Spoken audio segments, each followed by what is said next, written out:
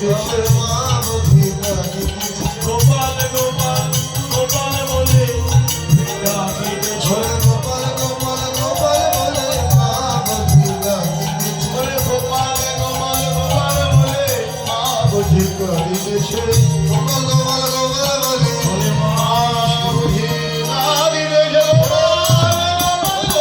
বলে মা বুঝি কাঁদিতেছে গোপাল বলে মা বুঝি কাঁদিতেছে হেন কাঁদিয়াছে মাতা পথ পানে চাইয়া হেন বুঝি কাঁদে মা পথ পানে চাইয়া। মা হলো বাৎসল্যময়ী মা।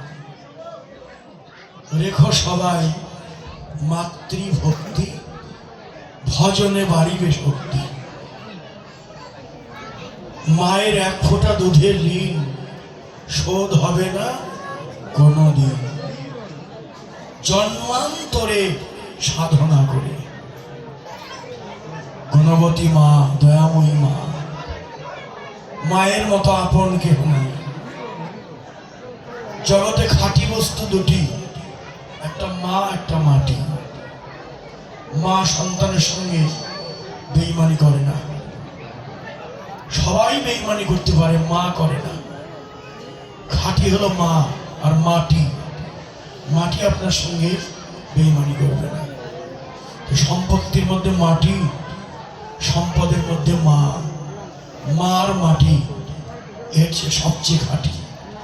তো মায়ের আশীর্বাদ ছাড়া স্থূল, আমাদের 4টি দেশ আছে, স্থূল, প্রবর্ত, সাধক, সিদ্ধি। সাধনা করে করে সিদ্ধি লাভ করতে হয়। সিদ্ধি লাভই হবে না যদি স্থূলে ভুল হয়।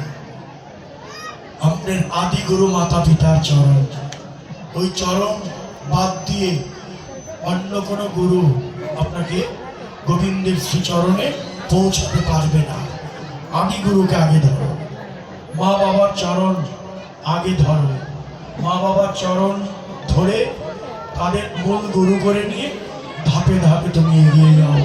একদিন গোবিন্দ কৃপা লাভ হলে হতে পারে। এই জন্য আমরা ভজনে যেন ভুল না করি। যত সাধনাই করি কৃপা চাই। সাধুগুরু বৈষ্ণবের কৃপা ছাড়া সিদ্ধি লাভ হবে না। তাই এই বাৎসল্যময়ী মায়ের প্রাধান্য তুলে ধরলেন, যে মায়ের কথা মনে পড়েছে, আর খেলা নয়, ঘরে চলো। এখন ঘরে তো যাব। রাখালরা বললেন, ও কানাই, 9 লক্ষ ধেনু বৎস, সবাইকে একত্রিত করে তারপর ঘরে যেতে হবে। ও কানাই, এত তাড়াতাড়ি সবাইকে আমরা একত্রিত করতেও পারবো না, এত তাড়াতাড়ি ঘরে যেতেও পারবো না। তবে শোন ও কানাই, তুই পারবি। তোর কাছে এমন একটি যন্ত্র আছে, ওটা দিয়ে যদি একবার ফুৎকার দিস, যে যত দূরেই থাক ছুটে আসবে। বাজা না, বাজা।